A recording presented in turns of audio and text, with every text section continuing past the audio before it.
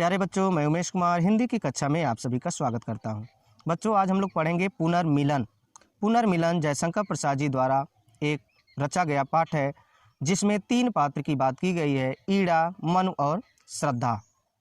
बच्चों, उन्होंने इस पाठ के माध्यम से हमको बताने का प्रयास किया है कि मनु श्रद्धा से रुष्ट होकर सारस्वत नगर चले गए हैं। वहाँ वे संघर्षों में घायल हो गए। श्रद्धा ने उनकी इस स्थिति को स्वप्न में देखा है और मन को ढूंढने निकल पड़ी है। मन को खोजती हुई यहाँ श्रद्धा का ही वर्णन इस पाठ में किया गया है। तो आइए हम लोग संदर्भ से शुरू करते हैं, फिर व्याख्या की तरफ चलते हैं। प्रस्तुत पद्यांश हमारी पाठ्य पुस्तक हिंदी काव्य के पुनर्मिलन कविता से लिया गया है। यह कविता जयशंकर प्रसाद जी द्वारा रचित कामायनी महाकाव्य से संकलित है। जी हाँ बच्चों, ये पुनर्मिलन जयशंकर प्रसाद की महाकाव्य रचना जो कामायनी है उसी से लिया गया है। तो आइए इसके पाठ की ओर चलते हैं।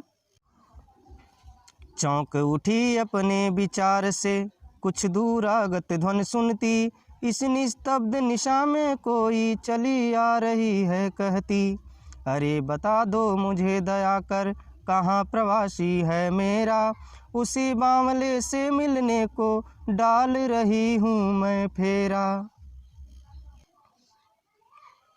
बच्चों, श्रद्धा मन को खोजती हुई जा रही है।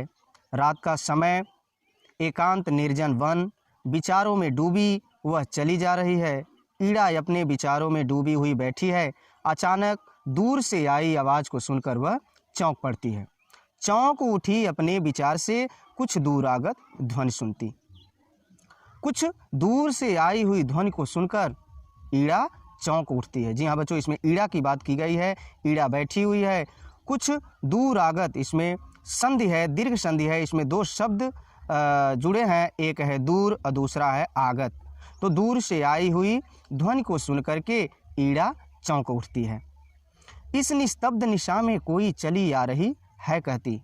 ईड़ा सोचने लगती है, इस शांत शब्द विहीन, निस्तब्ध यानी जहाँ से कोई आवाज़ नहीं है, शब्द विहीन है, बिल्कुल शांत है, बिल्कुल सुनसान है। निशा माने रात्रि। इस शांत निस्तब्ध सुनसान रात्रि में यह इस प्रकार कहती हुई कौन आ रही है, अरे बता दो मुझे दया कर, कहाँ प्रवासी है मेरा। आवाज़ इस प्रकार थी, अरे मुझे कोई दया करके बता दो कि वह मेरा प्रवासी कहाँ है। अरे बता दो मुझे दया कर, कहाँ प्रवासी है मेरा। वो सुन रही है, वो आवाज़ आ रही है। वह आवाज़ इस प्रकार से है कि अरे मुझे कोई दया करके बता दो कि मेरा प्रवासी कहाँ है। प्रवासी का अर्थ होता है बच्चों विदेश गया हुआ व्यक्ति, अर्थात विदेशी। तो वो कह रही है, अरे मुझे दया करके बता दो कि मेरा प्रवासी कहाँ है, उसी बावले से मिलने को डाल रही हूँ मैं फेरा। मैं उसी बावले से, बावले का तात्पर्य है पगले। वो कह रही है, मैं उसी बावले से मिलने के लिए आज यहाँ पर फेरा लगा रही हूँ। फेरे का तात्पर्य है बच्चों चक्कर लगाना, चक्कर काटना। तो कह रही है, मैं उसी बावले से मिलने के लिए आज यहाँ चक्कर काट रही हूँ। आइए बच्चों, अगली पंक्तियों में उतरते हैं। इसमें कवि ने बड़ा ही मार्मिक चित्रण किया है और वियोग श्रृंगार का वर्णन करते हुए उन्होंने अपनी इस पंक्तियों को रसमयता से भर दिया है। मन को खोजती हुई श्रद्धा निकली है और उसके मन में एक करुण भाव है। वो कहती है, रूठ गया था अपनेपन से, अपना सकी न उसको मैं, वह तो मेरा अपना ही था, भला मनाती किसको मैं।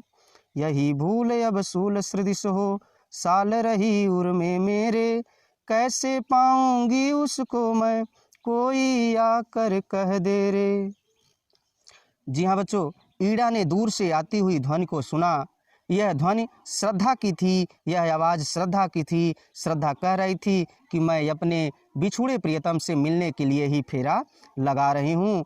और वह आगे कहती है, रूठ गया था अपने पन से, अपना सकी न उसको मैं। मनु मेरा प्रियतम, वह अपने आप से ही रूठ गया था, अपना सकी न उसको मैं उसे अपना नहीं सकी। वो कह रही है कि मेरा प्रियतम मन मुझसे क्या रूठ गया था, मानो वह अपने आप से ही रूठ गया हो। उसके रूठने का कारण क्या है कि मैं उस रूप में नहीं अपना सकी थी। किस रूप में? कि जिस रूप में मनु चाहता था, अर्थात मनु मुझ पर पूर्ण अधिकार चाहता था। इसलिए वो कह रही है वह तो मेरा अपना ही था, भला मनाती किसको मैं। वो कह रही है वह तो मेरा अपना था, वह तो मेरा था, भला अपनों को कोई मनाता है क्या। श्रद्धा कह रही है वह प्रियतम, वह मनु, वह तो मेरा अपना था, भला अपनों को कोई मनाता है क्या। यही भूल अब सूल सदिश हो, शाल रही उर में मेरे। शूल माने होता है बच्चों कांटा, सदृश माने समान, साल माने चुभना, उर माने हृदय में। वह कह रही हैं किंतु अब यही भूल, मुझे उसको मनाना चाहिए था, अब यही भूल मेरे हृदय में कांटे के समान चुभ रही है। वो कह रही है कि मुझे उसको मना लेना चाहिए था, लेकिन मैंने उसको मनाया नहीं। अब यही भूल मेरे हृदय में कांटे के समान चुभ रही है। कैसे पाऊंगी उसको मैं, कोई आकर कह दे रे। जरा मुझे कोई आकर ये बता दे कि अब मैं उसको कैसे पाऊंगी। मुझे कोई यह तो बताए कि मैं उसे किस प्रकार पा सकती हूँ। पता नहीं वह कहाँ कहाँ भटकता फिर रहा होगा। आइए बच्चों अगली पंक्तियों में उतरते हैं।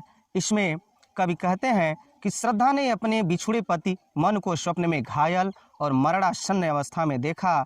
वह पुत्र को साथ लेकर मन को खोजने निकल पड़ती है और खोजते खोजते ईड़ा के पास पहुंचती है।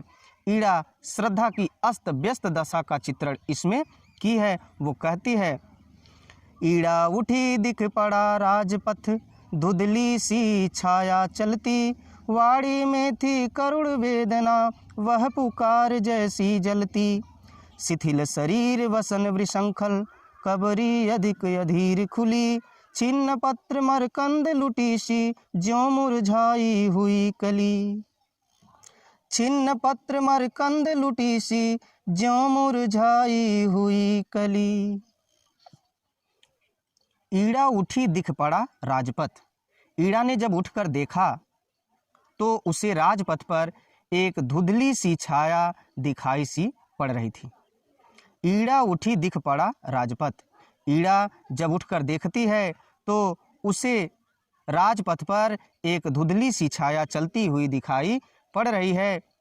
बाड़ी में थी करुण वेदना, वह पुकार जैसी जलती। उसके बाड़ी में, उसके आवाज में करुण की वेदना थी, करुण की पुकार थी और वह पुकार जैसे जलती। उसकी पुकार दुख की आग में जलती हुई सी प्रतीत हो रही थी। उसके बाड़ी में करुण की वेदना थी, उसके आवाज में करुण की वेदना थी और उसकी पुकार जलती हुई आग सी प्रतीत हो रही थी। शिथिल शरीर वसन वृषंखल, उसकी चोटी खुली हुई थी। कबरी माने चोटी। शिथिल शरीर वसन वृषंखल, वसन माने कपड़ा, शिथिल माने स्थिर, वृषंखल माने बिखरा हुआ। इसलिए ईड़ा कह रही है शिथिल शरीर वसन वृषंखल। श्रद्धा का शरीर निरंतर चलने के कारण वह थक गई थी और उसके कपड़े अस्त व्यस्त हो गए थे। उसके कपड़े अस्त व्यस्त हो गए थे। उसकी चोटी कबरी अधिक अधीर खुली। कबरी माने चोटी, और उसकी चोटी खुल गई थी जो उसकी अधीरता को प्रकट कर रही थी। उसकी चोटी खुल गई थी जो उसके अधीरता को प्रकट कर रही थी। छिन्न पत्र मरकंड लुटी सी, जो मुरझाई हुई कली। वह ऐसी मुरझाई कली के समान मालूम पड़ रही थी। जो मुरझाई हुई कली, वह एक ऐसी मुरझाई हुई कली के समान मालूम पड़ रही थी जिसकी पंखुड़ियां टूट कर बिखर गई हों, जिसका पराग लुट गया हो। श्रद्धा की अस्त व्यस्तता उसकी मानसिक परेशानी को प्रकट कर रही थी, जिससे उसे अपने शरीर की सुध नहीं थी। आइए बच्चों इन पंक्तियों में ईड़ा कहती है नव कोमल अवलंब साथ में, वह किशोर उंगली पकड़े, चला आ रहा मौन धैर्य सा, अपनी माता को जकड़े। थके हुए थे दुखी बटोही, वे दोनों ही माँ बेटे, खोज रहे थे भूले मन को जो घायल होकर लेटे। खोज रहे थे भूले मन को जो घायल होकर लेटे। ईड़ा कहती है नव कोमल अवलंब साथ में। उस स्त्री के साथ एक नवीन अर्थात नया किशोर आयु का कोमल और सुंदर बालक भी था। अर्थात श्रद्धा के साथ एक नया किशोर आयु का कोमल और सुंदर बालक था। वह अपनी माँ की उंगली पकड़कर चल रहा था। वह किशोर उंगली पकड़े, वह किशोर, वह नव अवलंब बालक अपनी माँ की उंगली को पकड़े हुए चल रहा था। चला आ रहा मौन धैर्य सा अपनी माता को जकड़े। वह शांत, मौन माने शांत, वह शांत और धैर्य की मूर्ति के समान था। वह शांत था और धैर्य की मूर्ति के समान था। अपनी माता को जकड़े और वह अपनी माँ का एकमात्र आधार था और अपनी माँ को कसकर पकड़े हुए धीरे धीरे चला आ रहा था। अपनी माता को जकड़े अर्थात अपनी माँ को कस के पकड़ करके और बड़े ही मौन अर्थात शांत होकर धैर्य धारण करते हुए चला आ रहा था।